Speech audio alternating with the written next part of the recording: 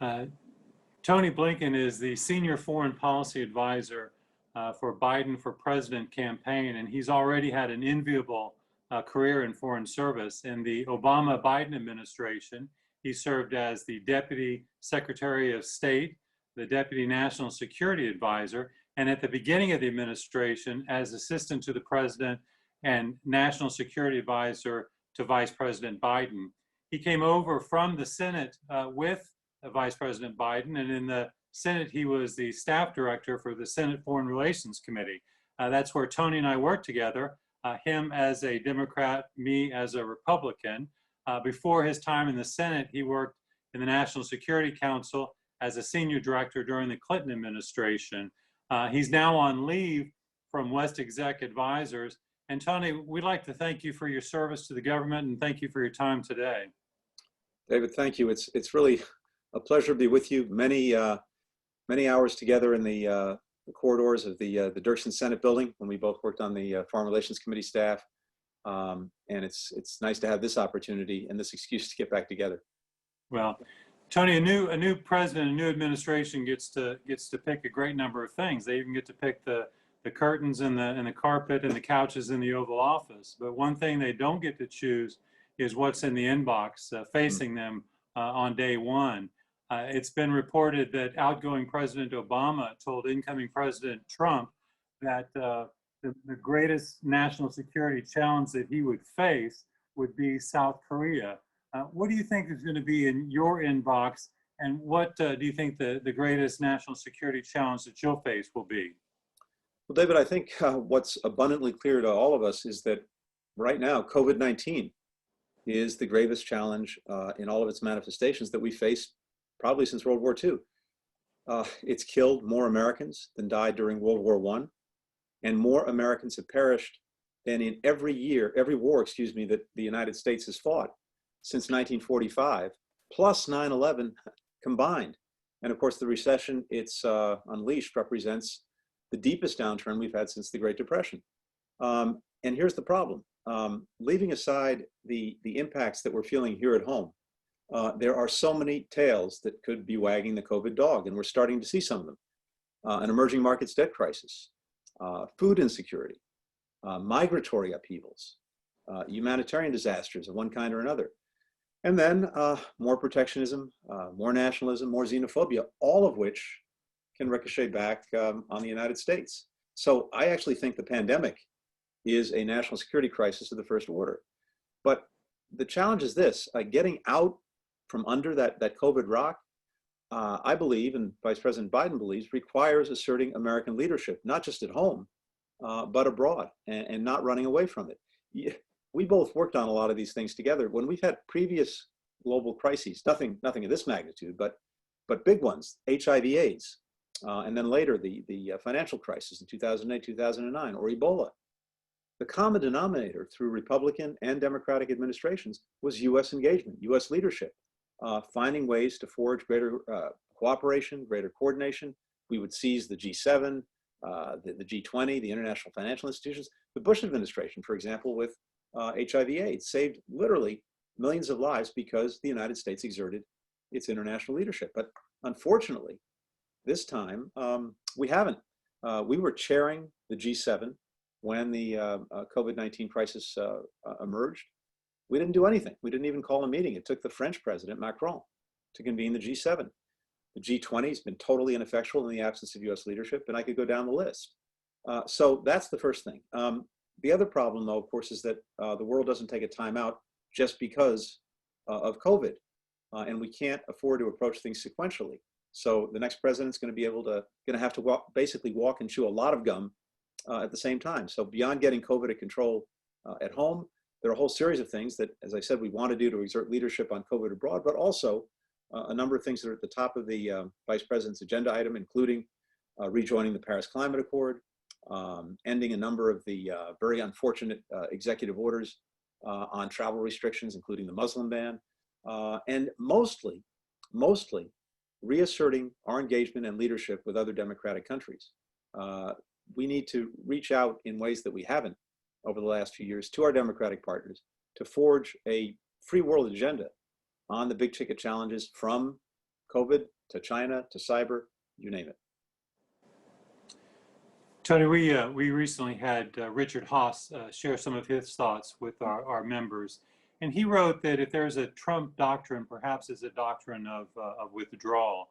Um, uh, Secretary Shultz, Reagan's Secretary of State, talked about gardening, talked about the need for maintenance of our alliances and our allies. There's not been a lot of gardening going on in the last 4 years, which is of concern, far from it. What would a Biden presidency do to regain our reliability and predictability in the minds of our allies? You know, I would sum it up really in 3 words. And bear with me for 1 second, but I think that the 3 words that would define a Biden foreign policy would be leadership, cooperation, democracy. And let me spend a minute on each one. The leadership piece is critical because whether we like it or not, the world tends not to organize itself. And until recently, the United States had played a lead role in doing a lot of that organizing, helping to write the rules, to shape the norms, to animate the institutions that govern relations among nations. Unfortunately, I believe President Trump has abdicated that responsibility and put us in full retreat from our allies, from international organizations, from a lot of hard-won agreements. Here's the problem. When we're not engaged, when we don't lead, then one of 2 things happens. Either some other country tries to take our place, but probably not in a way that advances our interests and values, or maybe just as bad, no one does. And then you tend to have a vacuum filled by bad things before it's filled by good things. Either way, not good for the United States. So in the first instance, I think you'd see Joe Biden reasserting our leadership, leading with our diplomacy. We would actually show up again day in, day out, and engage the world, not as it was in 2009 or 2017, but as it is, and maybe more important, as we anticipate it will become, with rising powers and new actors, super empowered by technology and information, who we have to find ways to bring along if we're going to move forward. And I would say that that leadership would be exerted with, on the one hand, some humility, because most of the world's problems are not actually about us in the first instance, even though they affect us, but we just can't flip a switch and solve them. But also with some confidence, because America, acting at its best, I think still has a greater ability than any other country to mobilize others for the greater good. So that's the leadership piece. But 2 other pieces are important. Cooperation. I think probably most of us would agree that not a single one of the big challenges we face and that will affect Americans going forward for years, from climate change to mass migrations, to technological disruptions, to pandemic diseases, can be met by any one country acting alone, even one as powerful as our own. And there's no wall high enough or wide enough to contain these threats. But unfortunately, here again, at the very time we need to find new ways to cooperate and bring other countries along, by pretty much every measure that I've seen, the credibility and influence of the United States has been in free fall. You've probably seen, and I know others have seen, for example, the Pew global surveys that track public opinion in dozens, even more than 100 countries.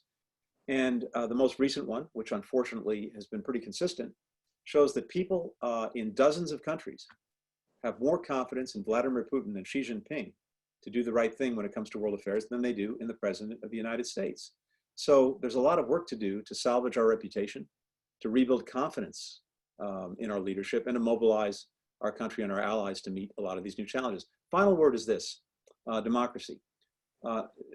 Joe Biden believes that the best answer to the challenges we face is more democracy, not less democracy. It's the foundation of our strength at home and abroad. It reflects who we are, how we see ourselves, and maybe how the world sees us, at least until recently. And that democracy, David, as you know, is being challenged as never before.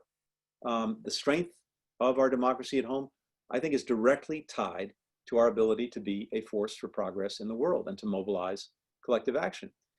But here again, I have to say that we have a president right now who seems to engage in a daily assault on our own democracy, on its institutions, on its values, on its people. And that's tarnished our ability to lead. The flip side is that other democracies are a source of strength for the United States when we find ways to act together. But here again, a problem. Democracy has been in retreat. Freedom House, for example, ranks the health of democracies. It's been doing this for decades with different metrics. And of the 40 or so countries that were ranked fully free in the 80s, the 90s, the early 2000s, fully half have fallen backwards. It's what some have called a democratic recession. And of course, autocracies from Russia to China work to exploit our problems and add fuel to our divisions. Here again, this is a moment when other democracies are looking to the United States to be a leader of the free world. But we have a president who seems to embrace autocrats and dismiss Democrats, in effect, to have suited up for the other side. So I think finally, a Biden presidency would work very hard, first to renew our democracy at home, and then to revitalize our alliances with democracies around the world. By the way, you mentioned George Shultz. I can't resist, and David, you may remember the story, but you know, when Secretary Shultz was Secretary of State, when the United States was about to send a new ambassador somewhere around the world, and the ambassador would come and pay a courtesy call on his boss, the Secretary, or her boss, the Secretary of State, before heading out to wherever it was. And Secretary Shultz had a huge globe in his office, which I inherited when I was at the State Department. And he would ask the ambassador to point to the country on the globe. Where's your country? And so the ambassador would look hard and try to find wherever it was, you know, South Africa or France or Japan. And Secretary Shultz would stop him and say, no, this is your country. And he would point to the United States. That's very good. That's very good. Tony, a great number of people who have had honored careers in the intelligence community now make their home in the Valley. And they look back at their time with great pride. What would be the relationship a President Biden would have with the intelligence community? Well, you know, it's funny, David, because when the Vice President left office, we spent a fair bit of time together because he started something called the Penn Biden Center for Diplomacy and Global Engagement with the University of Pennsylvania, but based in Washington. So we were getting that off the ground. And I think one of the first things I heard to him, this is probably, you know, in February or March after he left office, was he said the thing that he missed most out of everything as vice president was the so-called President's Daily Brief in the morning. That's when every morning the leaders of the intelligence community came in to brief the president and the vice president and a handful of us on the latest developments and what our folks had learned from around the world. And that was the one thing he put his finger on and said, boy, I really miss that. And I think that's evidence of the seriousness with which he took the work of the intelligence community, something he looked at, absorbed almost voraciously. I can tell you this, and in a way, it's actually pretty simple and straightforward. One, from having worked with the intelligence community for years, he has tremendous respect for the men and women who comprise it and for their professionalism. Two, he would have some requirements, and the requirements are pretty straightforward. That anyone from the intelligence community working with him or anyone else in the administration be brutally honest, not tailor what they're saying to what they believe the political interests are of the person receiving the intelligence, but to give the unvarnished assessment, the unvarnished truth, and never to play to their audience. That's what he would insist on, and that's probably the only requirement he would have. Okay, now if we can turn towards China, and I'd like to turn towards China, covering three different topics: Okay. Trade, the pandemic, and human rights.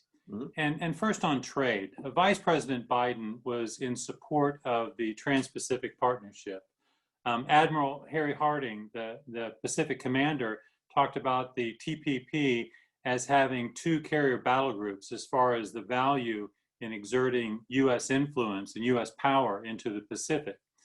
Nevertheless, in 2016, both candidates opposed the TPP, and President Trump has pursued a policy of tariffs. So tell us what President Biden, how the economic relationship with U.S. and China would look like under President Biden. Well, a couple of things here, David. First of all, I think that we have to do an assessment of where we are with the trade relationship now. And unfortunately, and indeed even tragically for some of our fellow citizens, the approach that President Trump has taken has been pretty disastrous. The tariff war did terrible damage to farmers, manufacturers, and in lesser but nonetheless significant ways to consumers. A tremendous amount of pain was inflicted, and virtually no gain. The so-called Phase 1 trade deal produced very little other than some commitments by China to buy more from us, commitments that it has not fulfilled, and not just because of COVID-19. And in fact, the trade deficit with China is higher now than it was when President Trump took office. So by the president's own metrics, this deal has been a failure. And again, the pain inflicted just to get that has been severe. So that hasn't worked.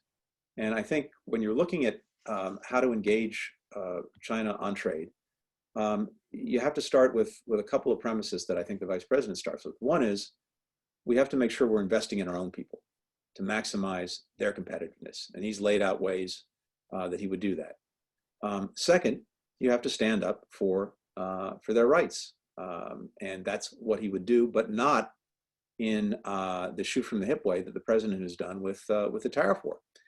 But third, it makes so much more sense to be dealing with commercial practices by China that we don't like with our allies and partners, and not having alienated them.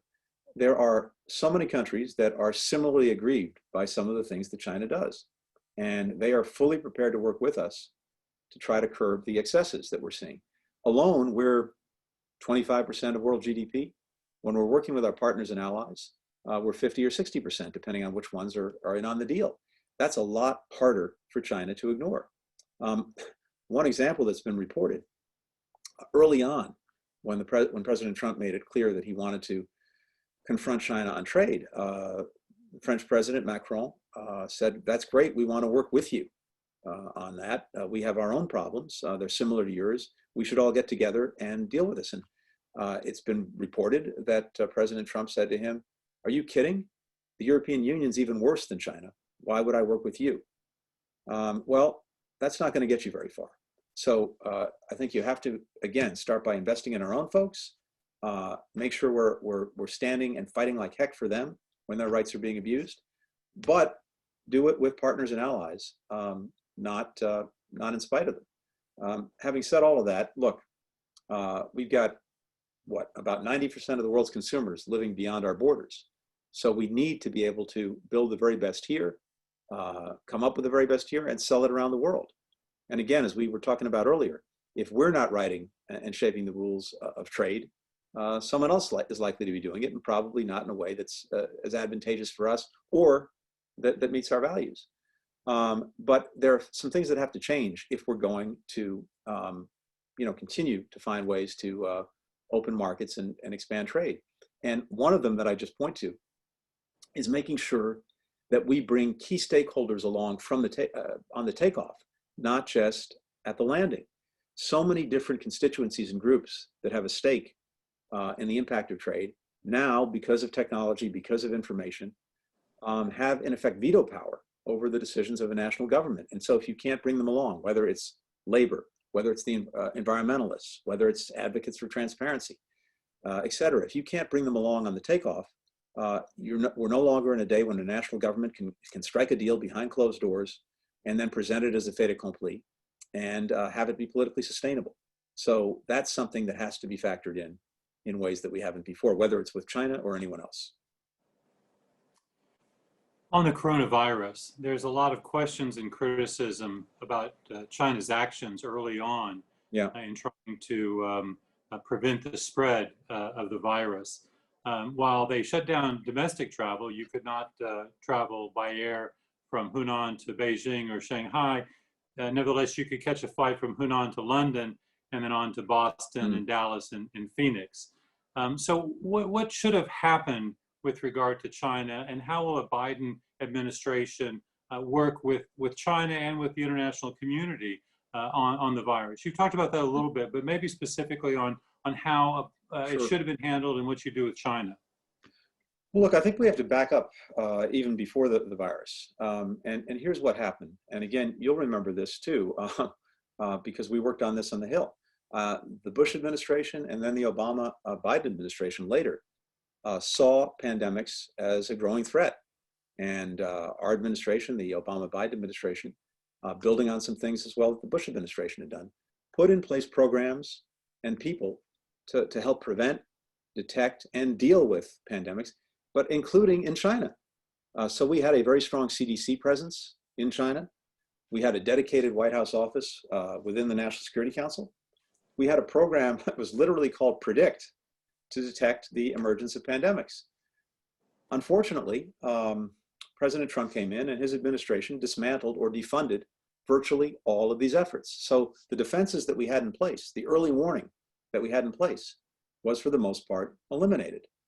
Then, when the virus struck and the Chinese government was withholding critical information and denying access to international experts, including our own, President Trump repeatedly praised their transparency and cooperation for the better part of 2 months. So that was certainly not helpful.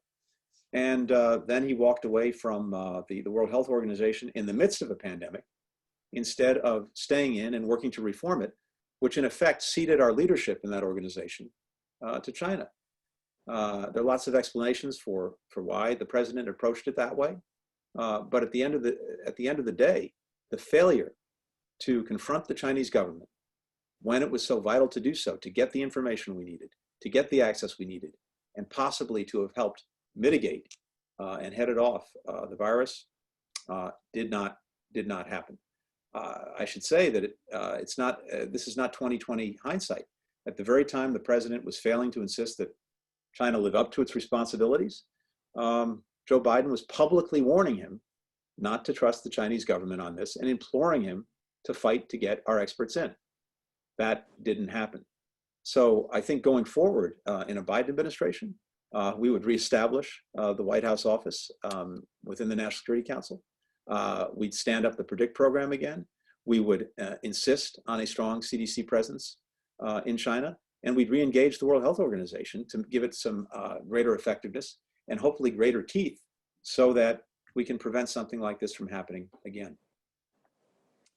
On human rights, someone I have a great deal of admiration for their judgment has just talked about not enough has been said about the plight of the Uyghurs in Xinjiang.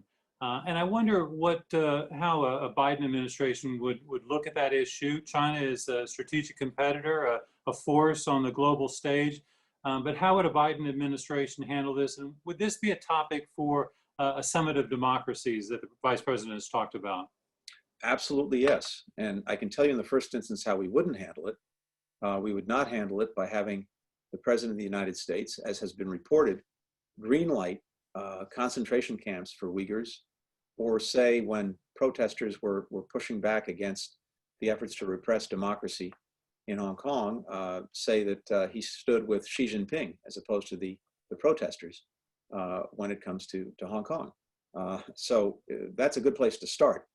The opposite, unfortunately, of what we've seen the last couple of years. But I think David, you got to put this in context because across the board, China poses a growing challenge. Arguably, the biggest challenge we face from another nation state, economically, technologically, militarily, diplomatically, and in terms of values. And it's too simplistic to put a single label on it because the relationship has adversarial aspects, it has competitive aspects, it has cooperative aspects. But I think when it comes to any issue that we have to engage with China, uh, including human rights, we have to start by putting ourselves in a position of strength from which to engage China so that the relationship moves forward a little bit more on our terms and a little bit less on theirs. And the problem is this: right now, by virtually every metric, China's strategic position is stronger and ours is weaker as a result of the leadership we've seen here in the last few years. Um, President Trump has helped China advance its own strategic goals, weakening our alliances, check. Leaving a vacuum in the world for China to fill, check. Abandoning our values and so giving Beijing a green light to trample on human rights in Xinjiang or democracy in Hong Kong, as we just discussed, check. And then finally, and I think even worst of all, debasing our own democracy by going at its institutions and its people and its values every day, and so reducing its appeal. That's almost checkmate. So it's a long way of saying that in many ways, the China challenge is almost less about their growing strength and more about our own self-inflicted weaknesses. It's about us, the competitiveness of our economy and our workers, the strength and resilience of our own democracy and political system, the vibrancy of our alliances and partnerships, the assertion of our values, all of which, unfortunately, have been undermined the last few years, but happily, all of which are actually within our control. So I think if you start from there, if you start by making the investments in our own workers, the investments in our own democracy and renewing it, strengthening our partnerships and alliances, not denigrating them, asserting our values, and so engage China from a position of strength, that's how you move the ball forward. It's also, by the way, I think the best basis upon which to advance cooperation with China on issues of clear mutual concern, whether it's climate, whether it's non-proliferation, or whether it's global health, like the pandemic. So I think that's the foundation that you have to build. But I can tell you that in a Biden administration, democracy and human rights would be at the center of our foreign policy, not in the distant or non-existent reaches of it. Tony, I'd like to turn to the Middle East and specifically the Gulf. Many analysts have looked at this and suggested that perhaps the Obama-Biden administration was too focused on Iran, while the Trump administration has been too focused on Saudi Arabia. What would a Biden administration do, not just with regard to the JCPOA, the Iran deal with Iran, but what can be done? Is there a role for the United States to reduce the tension between Iran and Saudi Arabia, and also the tension within the Sunni family with Saudi Arabia, Egypt, and the Gulf Emirates on one side, and Turkey and Qatar on the other? So it's a great question, and one we could obviously spend pretty much the entire time on if we wanted. And maybe I'll leave the Iran deal. Maybe it'll come up later, and I'm happy to address that. But just to focus on the region more broadly, look, I think there has been a perception of general U.S. retrenchment from the region in different ways over both the Obama and Biden administration and to some extent the Trump administration. But that tends to conflate engagement with military operations and military presence. And I don't think that's the right way to think about it. We can and we should be involved diplomatically in resolving everything from the Iranian nuclear challenge to regional conflicts like in Yemen, Syria, elsewhere. We should, I think, be willing to work closely with the international community, obviously to provide humanitarian relief when it's in need in so many of these conflicted countries. We should be promoting business ties, diversifying Middle Eastern economies, for example, around sectors like high tech or environmental sustainability.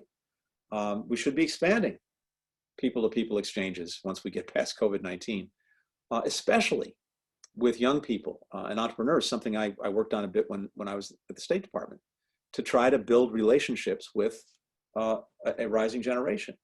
And again, I think we should be standing up for our values, not running away from them, raising the importance of human rights with adversaries like Iran, but also with partners like Saudi Arabia. That's, I think, the direction we need to go in. Militarily, look, we've got to be right-sizing our presence in the Middle East and look at it across the board. And I think when we're thinking about that, we should be laser focused on our vital interests. And in the case of the Middle East, I think that's preventing nuclear proliferation in Iran and elsewhere, and disrupting international terrorist organizations, whether it's ISIS or Al-Qaeda, that could threaten our people. And obviously, the foundation is standing closely with Israel, our ally and partner. So I think a lot of this can be done militarily, certainly, with fewer forces across the region than we have now. And finally, I think we have to be honest and set clear priorities. If we treat everything in every region as equally important, then nothing's important. And in terms of our objective, vital national interests, you know, the Middle East is probably a little lower in the rankings than, for example, the Indo-Pacific. So I think our foreign policy needs to reflect that. Tony, it won't be a surprise to you that I'd like to talk a bit about Russia. I'm reminded in 2009 at the Munich Security Conference, Vice President Biden talked about the core values that should guide our relations with Russia. I imagine you might have had something to do with that speech, so I wonder if you could go through what those core values are and let us know if they still should guide our policy, and would they guide a Biden administration's policy. So it's interesting, and thanks for flagging that speech. That was actually the first foreign policy speech of the Obama-Biden administration at the Munich Security Conference in February of 2009. And it's mostly known because it put out the idea of the so-called reset with Russia. The view then was that, hard to think of this now, but the view then was that the relationship had kind of hit rock bottom, and that there were actually things that we could and should work on together, including strategic arms limitations, but also including in Afghanistan. Also, I was involved in that hitting rock bottom. Well, as it turns out, there was a lot lower to go, right? But that was the part of the speech that got the headlines. But I'm so glad that you pointed to what else was in that speech, because there was a flip side to that speech. The vice president said, and I mean, I'm paraphrasing, I don't remember the language exactly, but the gist of it was this, that even as we seek to reset relations with Russia, there are certain core values and core principles that we're not going to compromise on. We do not believe in, and we will not accept, the notion of spheres of influence. That's an archaic concept that the United States will not abide. We will not accept the proposition that one country has the right to interfere in the affairs of its neighbors and dictate the course that they take, or the alliances with which they have relations. And we don't abide by the notion of one country violating the sovereignty of another and using force to have its way in the relationship. And as it turned out, that unfortunately was rather prescient of where we wound up with Russia some years later. But I had a feeling, David, that knowing we were going to talk, that you were going to raise Russia, given the amount of time you spent working on it, and we were talking. So I want to read you something, because I pulled this out a few weeks ago, and it's just so striking to me. And I suspect you may recognize it, but I don't know if our friends who are listening in will. But allow me to just read this one quote. At bottom of the Kremlin's neurotic view of world affairs is traditional and instinctive Russian sense of insecurity. Russian rulers have invariably sensed that their rule was relatively archaic in form. To this was added, as Russia came into contact with an economically advanced West, the fear of more competent, more powerful, more highly organized societies. For this reason, Russia's rulers have always feared foreign penetration. Russians will participate officially in international organizations where they see opportunity of extending power or of inhibiting or diluting the power of others. Efforts will be made to disrupt Western national self-confidence, to hamstring measures of national defense, to increase social and industrial unrest, to stimulate all forms of disunity. Poor will be set against rich, black against white, young against old, newcomers against established residents. So David, I don't know if that sounds familiar to you, but those who It don't, does. it's George Kennan. Some people, yeah, some people may call me a nerd, but that's the long telegram. I knew you would recognize it. 1946, and you read those words today, and it's amazing how they resonate across the decades. But look, I think we've unfortunately seen something I just can't understand in the last few years. The President of the United States stood on the world stage with Vladimir Putin and took his word about Russia's attacks on our elections over that of our intelligence agencies. And then, just recently, it was been widely reported that in the infamous President's Daily Brief, he was told that we believed there was some likelihood that Russia had put bounties on the heads of American troops in Afghanistan through the Taliban. And the president apparently did nothing about it. In fact, worse than nothing, by his own acknowledgement, he spoke to President Putin 6 times after getting that report and did not raise it once, did not confront Putin. And even worse, maybe, even knowing what had been reported to him, he invited President Putin to the United States and was working to get him back, get Russia back into the G7. So this is something I just don't understand. And maybe one day we'll finally get an explanation for it.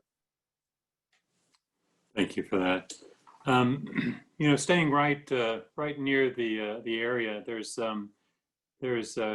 tension in the Eastern Mediterranean between 2 NATO allies, Turkey and Greece, and there's conflict in the Caucasus between Azerbaijan and Armenia. In the past, the U.S. would have a strong diplomatic voice there. But today, there's concern that in the case of Nagorno-Karabakh in the Caucasus, that rather than the Minsk group working on this, which includes the United States, France, and Russia, that perhaps those who benefit from this are not going to be the citizens who are paying the price of the violence, but maybe Russia, Turkey, and even Iran. So as you look at the Eastern Mediterranean, which just brings in a number of different factors, and you look at the Caucasus, which obviously Georgia was something that happened the August before the Obama-Biden administration came in.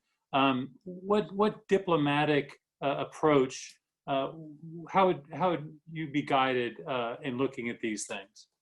Well, I think you're very right to point to this, David, because first of all, Nagorno-Karabakh right now is a tinderbox, and that could blow up in a significant way, literally at any moment. And this is something actually the Vice President has spoken to in the last week or so, and we've seen, unfortunately, a dearth of American engagement, American diplomacy, to try to get the parties to stand down, to try to get Turkey to stand back and stand out, and to make sure that this doesn't explode. You know, it's hard to know exactly where and how this latest incident started. It seems to be some aggression on the part of the Azeris, but of course, it's been a very complicated situation for a long time. But in the first instance, this is something that normally the United States and its diplomats would plunge into in the very first instance, try to make sure it didn't explode. And I haven't seen any significant sustained American engagement, and that's something that the Vice President called for.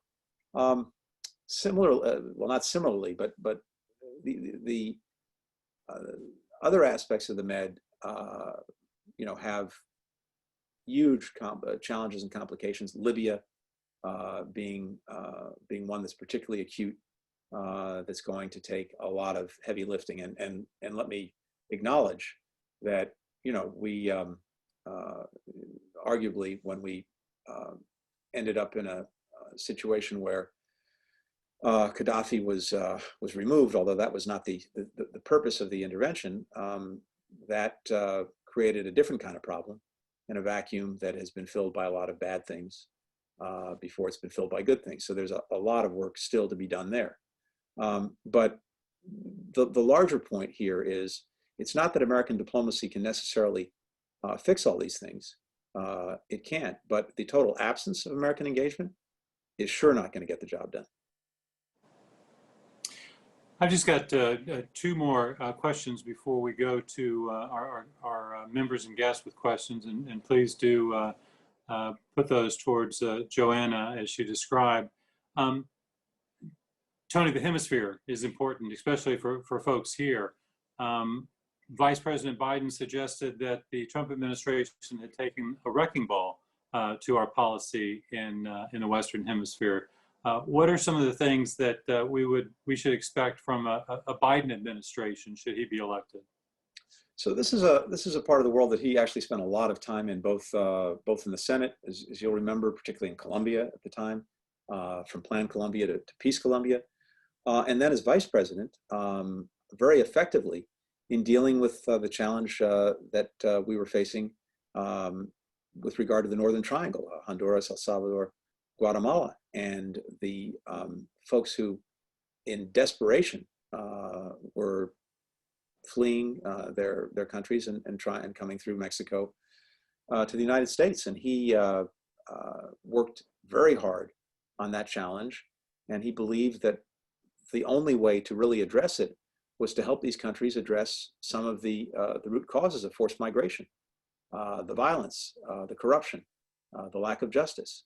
And one of the things that's remarkable is, this was toward the end of the Obama-Biden administration, but he worked very closely with leaders in Congress, including, which at that point was controlled by the Republican Party, and worked very closely with his colleagues there, and got $750 million in additional funding, so that that money could be not just given to these countries, but given to them tied to concrete reform when it came to criminal justice, when it came to corruption, when it came to economic opportunity. And we began to see a diminution in the flight from the Northern Triangle countries. But more broadly, I think we need to get away from an approach to the hemisphere that frankly is mostly based on a lot of bullying and insulting our neighbors, instead of working to build some common cause in a whole bunch of different areas and stronger ties. The basic premise the vice president brings to this is that a secure, middle-class, democratic hemisphere is profoundly in our own economic and national security interests. And so that's the sort of foundational principle that he would bring to this. Now, that challenge is made more acute, obviously, in a world of COVID-19. And we've got tremendous concern and empathy for those who are suffering the most. And that includes a lot of folks in our own hemisphere. And so we have greater hemispheric inequality, accentuated by COVID-19, that has to be addressed. But then you have very concrete challenges in places like Venezuela, or differently in Cuba, that he has very specific thoughts on that are somewhat different than the approach we've seen from the current administration.